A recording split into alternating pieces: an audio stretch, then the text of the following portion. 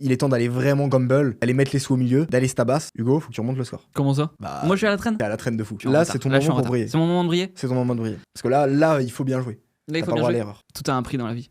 Ah putain, ça coûte cher. I fucked up this Russell, yeah, we hustle. Then what, then oh my. Let me see you try. La 2-5 ne tourne pas et donc je vais sur la 1-3. Je dépose directement 500$ sur la table et on est parti pour la session. Très vite, je reçois As-5 suité en grosse blinde. Le joueur UTG open à 12$, les joueurs hijack et cut-off call, et j'envoie un bon raise à 55$. J'ai envie de les garder, de les jouer post-flop. C'est des joueurs qui vont être assez honnêtes, assez face-up, et donc ça va être facile à jouer. Je suis content de faire grossir ce pot. Les joueurs en début de parole et au cut-off call, et on se retrouve sur un flop 18-3 bicolore. J'envoie un premier bet à 90$. Le joueur au bouton call et la turn tombe un as de cœur. C'est une carte qui est embêtante parce que même si maintenant on fait top pair, il peut complètement avoir des doubles paires, des as qui me dominent et des couleurs. L'idée sera plutôt de checker et dans la mesure où il représente de la faiblesse, je vais sûrement transformer en bluff pour faire fold tous les as qui me dominent. Je check et il envoie un bon bet à 125$. Bon, rien à faire ici, il a trop de flush potentiellement joués comme ça, je fold. On perd ce premier pot, je remets directement 100$ sur la table. Quelques mains plus tard, je reçois Roi 6 suité au bouton. 3 joueurs avant moi call, je les relance à 15$, le joueur en grosse blinde se réveille et call, et un des joueurs en milieu de position call. On se retrouve à 3 et le flop tombe 19-6. Les deux joueurs check, je check également, la turn tombe un 2 et le joueur en milieu de position envoie un bet à 30$. C'est un joueur qui avait tendance à reprendre l'initiative quand il avait une main forte, donc ça représente vraiment peu de choses. Potentiellement beaucoup de tirages, et donc je relance directement à 70$. Bonne nouvelle, il fold et on gagne ce petit pot. Je graine quelques petits pots et on discute avec Hugo, c'est bien sympa. Je pense que je fold la meilleure main. Bon, ça fait quoi? Quelque chose plus flush. T'es derrière. Je suis devant, frère. C'est derrière. Trop d'équité, frère. Mais la table est pas folle. Entre temps, il y a une 2-5 qui s'open, il est temps d'y aller. Sur la 1-3, j'avais une 600$ au total et je suis à 685$ de stack.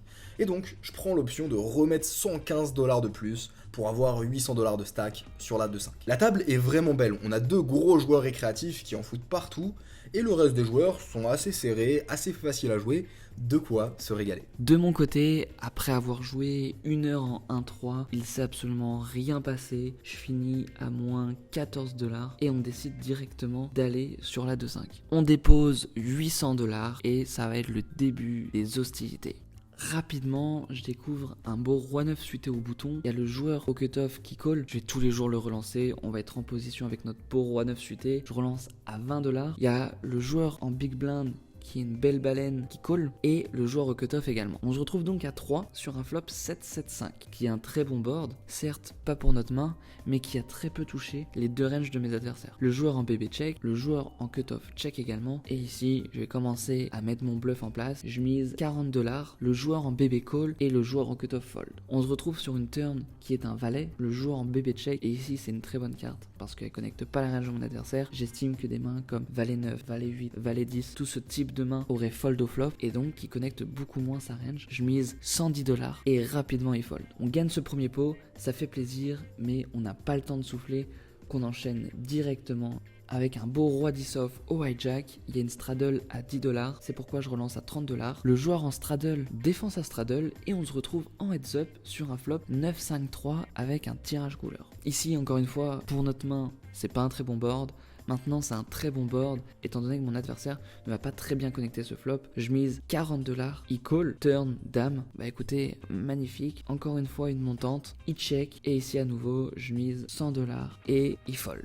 On monte déjà très rapidement à plus de 1050$ sur ce début de session. C'est une très bonne chose, on est très bien, on se sent à l'aise. Les profils se jouent très bien. Je pense que c'est la plus belle 2-5 du Naga World que j'ai vu jusqu'à maintenant. J'enchaîne avec Dame 9 suité en début de position. Le joueur en début de parole call, je le relance à 20$, et le joueur en small blind me 3 bet à 65$.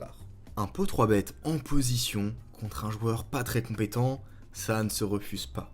Je call et le croupier nous ouvre un flop, roi valet 8 bicolore. Il m'envoie un petit bet à 60$, et clairement je m'attends à ce qu'il s'ébête beaucoup au flop. Pour autant, c'est un joueur qui va vite abandonner ses bluffs. C'est un profil tranquille, qui se prend pas la tête, et je vais pouvoir lui mettre énormément de pression par la suite. Je call, la turn tombe en 2, il check, ce qui est une plutôt bonne nouvelle. J'interprète les choses premier degré, on est parti pour mettre un maximum de pression. et il va se prendre 2 parpaings dans la tête. J'envoie un premier bet à 80$, et malheureusement, il fold directement. Dommage, on aurait aimé avoir plus d'action. De mon côté, je découvre As-9 off au hijack, il y a le joueur UTG qui avait limp, je relance à 20$, et là, le joueur au cutoff et le joueur en bébé se rejoignent à la fête, et également UTG. On se retrouve donc à 4 sur un flop 10-9-4 monocolore. Bébé et UTG check, ici de mon côté, je vois pas trop d'intérêt à miser, je préfère check, pot contrôle, le joueur au cutoff a encore pas mal de flush dans sa range, également bébé UTG, et donc je préfère tout simplement prendre le spot de bluff plus tard. Je check, et le joueur au cutoff check. Turn, ça tombe à un roi qui fait fort flush, le joueur en bébé check, le joueur UTG check, et ici, qui est une carte hyper intéressante, parce que selon moi, les joueurs en big blind ou UTG auraient très souvent misé leur flush ici, et donc ils sont beaucoup capés. Également, le joueur au cutoff est capé au vu de son check IP de tout à l'heure. Il va avoir néanmoins quand même quelques flushs, mais pas assez pour que je prenne pas le spot de bluff qui est très rentable. Je relance à 75$. Le joueur qui nous faisait le plus peur, qui est au cutoff, fold. Le joueur en bébé aussi, et UTG également. On gagne ce petit coup, ça fait plaisir. Et très rapidement, encore une fois, on enchaîne les gars, ça s'arrête jamais. On découvre 10 et 8 au cutoff. Il y a le joueur en milieu de position qui relance à 15. À savoir que sur ce joueur, j'ai un sizing tel. Et donc, avec mon beau 10 et 8, je vais tout simplement ici relancer à 50$. L'objectif, c'est pas de le faire fuir, mais c'est tout simplement de le faire fold par la suite, parce qu'il a quand même une range strong. C'est pas parce qu'on a un sizing tel que ici il va avoir des mains comme 7 et 2 off, mais en tout cas, on sait qu'il a pas son top de range qui est As-3+, 2 Dames+. Je relance à 50$, et là, le joueur en big blind s'invite à la fête, et le joueur en milieu de position fold. On tombe sur un flop 6-6-2, qui est un très bon board, encore une fois, qui connecte très peu avec la range de bébé qui a call. À savoir qu'ici, il va avoir une tonne de mains comme Dame-Valet, Roi-Dame, qui sont des mains qui percutent absolument pas ce board. Je mise 60$ et il fold. Et on enchaîne sur beaucoup de spots du genre. Très peu de confrontations, beaucoup de spots faciles à grind, et après quelques mains, je me retrouve déjà à 1100$ de stack.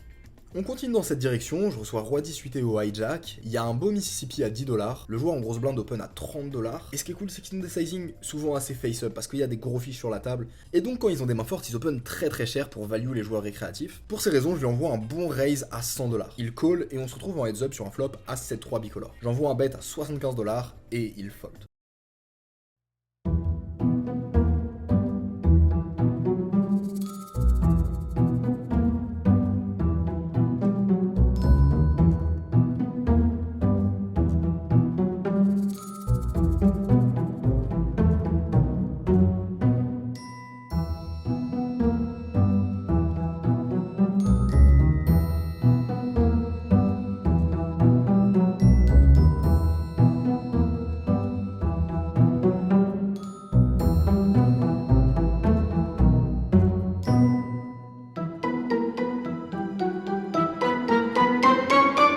A la suite de ça, de mon côté, je découvre As-3 suité au bouton. Le joueur Whitejack relance à 15, qui est notre fameux papy, qui est CS, qui aime bien voir des cartes. Je relance directement à 60$ pour lui mettre de la pression un maximum. On va être en position, ça va super bien manœuvrer.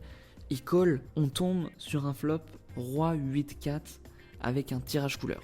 Notre papy check, si c'est pas le meilleur des boards, mais pour notre range perçu, on a souvent dans la tête des récréas As-Roi, donc c'est un board où on va bien connecter, selon eux. Je mise 60$ en bluff, il call, turn, ça tombe l'As et à la flush qui hit. Ici, sa range, elle est très orientée Roi X, une fois qu'il m'a call au flop, je vais faire quasiment tout fold à part des rois. De temps en temps, il va peut-être avoir une main comme paire de valet, paire de 10, mais c'est quand même relativement rare par rapport à tous les rois qu'il a. Donc le plan c'est très simple, on a envie de se faire payer par des mains moins bonnes, on n'a pas envie de se value cut, étant donné que notre papy il est plutôt CS, je vais quand même augmenter un petit peu mes sizing et je vais miser 80$ dans un pot qui en fait 240. Il hésite un moment et il call, river ça tombe le 10, notre papy check, et ici en fait il a réellement trop peu d'as qui irait jouer de cette façon, qui est à call au flop. Donc je me vois réellement bien. Maintenant il a pas mal de Roi X, et l'objectif c'est de se dire ok, je sais que ça range c'est des Roi X orientés,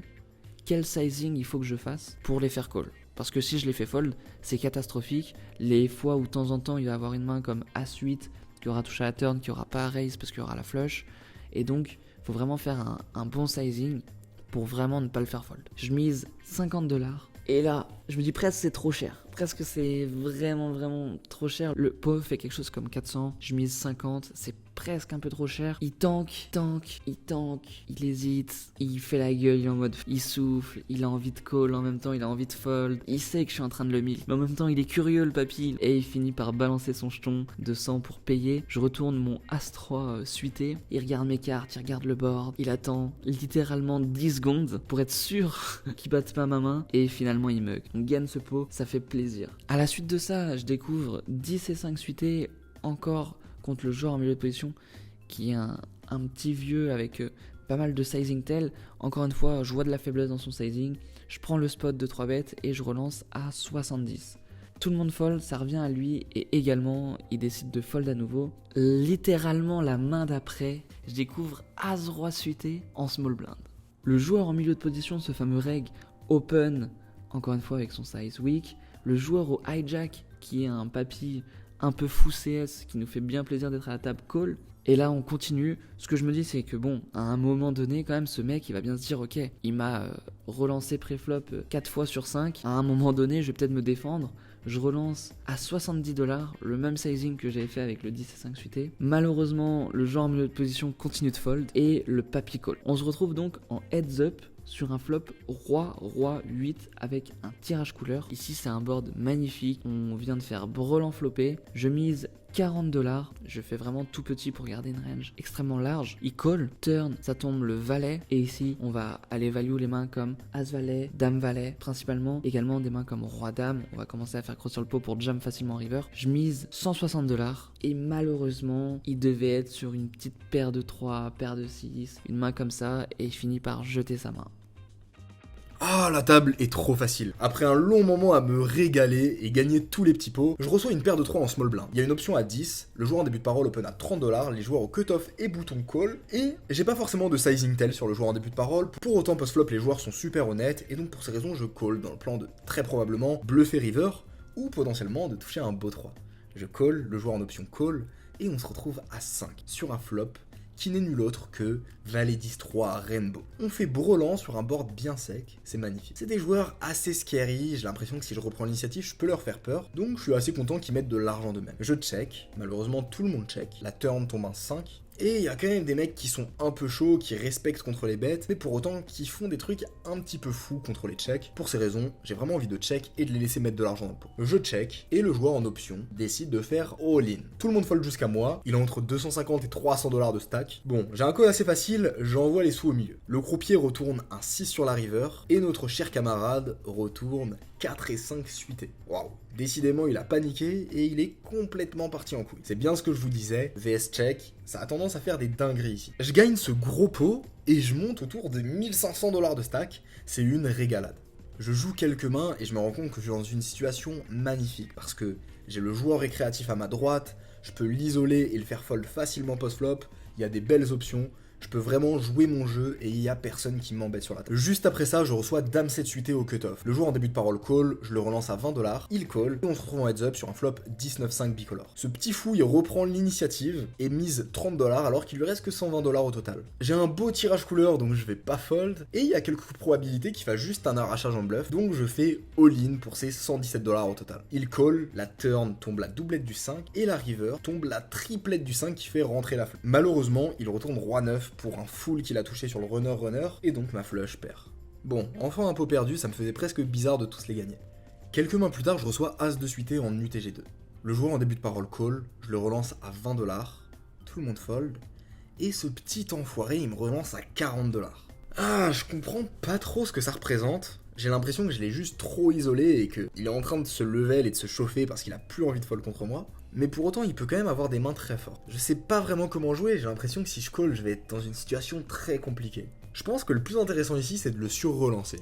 S'il a une main comme As-As, Roi-Roi, Dame-Dame, il va très souvent me revenir dessus et tout mettre au milieu.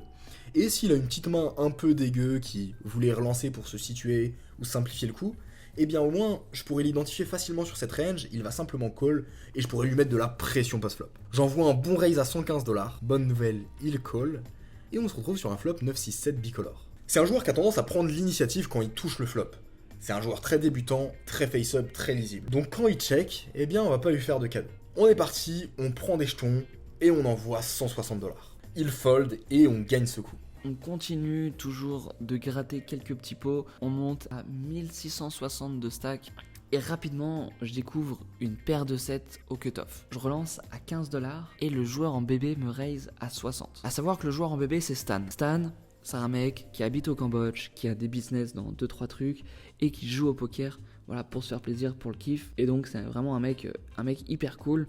Il relance 60, je call et on tombe sur un flop roi valet 7. Bon, il est cool Stan, mais on a quand même fait brelan. Il décide de check sur ce flop. Nous, de notre côté, il n'y a pas d'intérêt à check. On va prendre directement de la value sur des rois X qu'il aurait check, des valets, des paires de dames, des draws. Je mise à $60, soit la moitié du pot. Il call rapidement et turn, tombe la doublette du roi, qui est une carte très intéressante. Et là, il reprend l'initiative et il mise $100. Et là, avec le frérot Stan, je commence à réfléchir. Je me dis, putain, avec quoi il peut faire ça? Quelle main dans sa range a envie de reprendre l'initiative sur ce roi alors qu'il a check au flop? Je me pose vraiment la question. Et là, il y a Stan qui commence à me parler.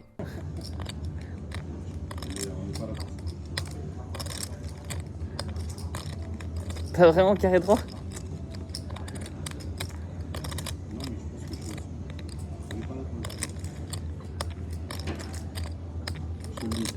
Moi j'ai un monstre frérot. J'ai full.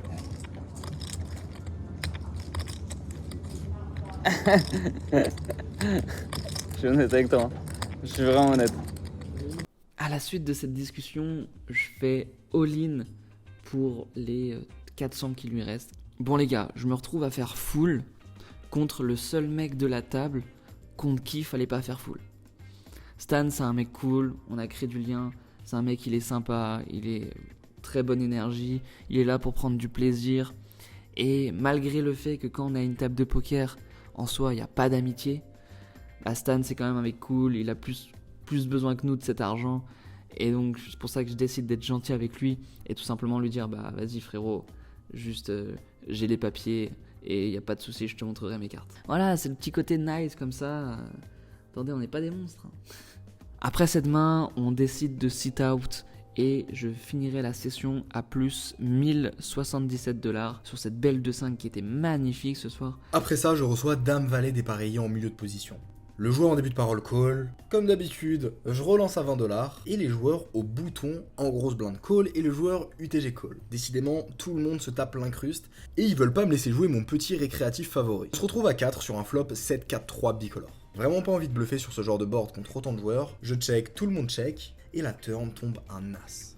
Tout le monde check jusqu'à moi, il est temps de tenter un petit bluff, il y a beaucoup de mains qui n'ont pas touché et qui vont juste auto-fold. J'envoie un bet à $40 et malheureusement le joueur au bouton call. La river tombe une dame qui nous fait une seconde paire. Je check et il m'envoie un bet à $200. Ah, décidément c'est un bon parpaing. Quand j'y réfléchis, c'est quoi les mains qui font sens à jouer comme ça? S'il avait une double paire avec l'as, il aurait probablement relancé à la turn. Donc les seules mains qui font potentiellement sens, c'est As-Dame, Dame-Dame, peut-être Dame-7.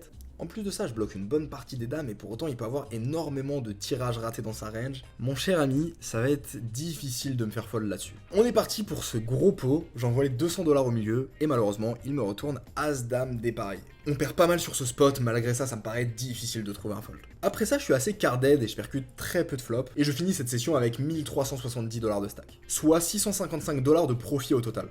Bon, de mon côté, j'ai pas mal dégraine sur la fin. Un petit peu triste, un petit peu tristoun. Moi de mon côté, De ton côté, ça s'est très bien passé. plus 1100, tranquillement. La table Moi, était plus combien? Plus 500 avec des broutilles. quelque chose comme ça. 570, il me semble. Pas Un mal. petit floor qui passe à notre gauche, Ça tranquillement. fait plus 1006 ce soir. Ouais, ah, c'est pas. Moi, en tout cas, en termes de résultats, c'est pas avec ce taux horaire là qu'on va finir le challenge. Ça, je sais pas combien. Oh, j'ai pas coupé le chrono. Mais coupe le chrono vite, enfoiré, il nous fait perdre des minutes. J'ai pas coupé le chrono. Tu sais que tu nous as fait perdre au moins 10-15 minutes non. à force. Hein. Oui, bah en même 2 temps. minutes par-ci, 2 minutes par-là. Attends. On est à 28 heures. On est à 28 heures. Et il faudra checker, on a combien de winnings au total, on Ouais. fasse les calques. Faut qu'on fasse les calculs. Mais en tout cas, c'est pas en faisant des sessions à plus 700 qu'on va. Enfin, à plus 500-600 qu'on va faire quelque chose. De toute façon, on est à quoi? On doit être à 9K, 10K 7K. Je sais pas, j'ai pas de notion en fait. Faut qu'on refasse les calques. Faut qu'on fasse les calculs. Merci d'avoir suivi cette vidéo, on est parti. Let's go! En conclusion sur cette session, je finis à $1370 de stack À savoir que j'ai in 500 dans un premier temps, et ensuite après j'ai rajouté 115 pour aller sur la 2-5. Donc les calculs mathématiques, hop, ça pas de carton rouge, je laisse le monteur faire les calculs. Et moi de mon côté, je finis avec un bénéfice de 1077 $. La bankroll monte bien, mais on se retrouve à un gros problème, c'est que la 5-10 tourne pas. Et la 2-5, elle est même rare à trouver. On se retrouve vraiment dans une situation compliquée où il y a rien qui tourne, pour autant il faut faire de l'argent. Et voilà, le challenge, il est réalisable dans la mesure où on peut aller jouer cher. Mais une chose est sûre, on va jamais finir le challenge en 1-3. Ça revient à avoir un trop gros taux horaire. Attends, En fait, il faut être 250 € de l'heure chacun. Ah Donc oui. déjà, toi, t'es à 0. Donc ça veut dire, je dois faire 500 $ de l'heure en 1-3. C'est compliqué. Je sais que j'ai des skills, c'est tout. Ouais. J'arrive à manœuvrer des choses, mais là, quand même, c'est un peu compliqué. Obligé de mettre un plan en place. Un plan en place. On ne peut pas rester comme ça. La suite arrive. Let's go. Ciao. Get down in the car. One time, give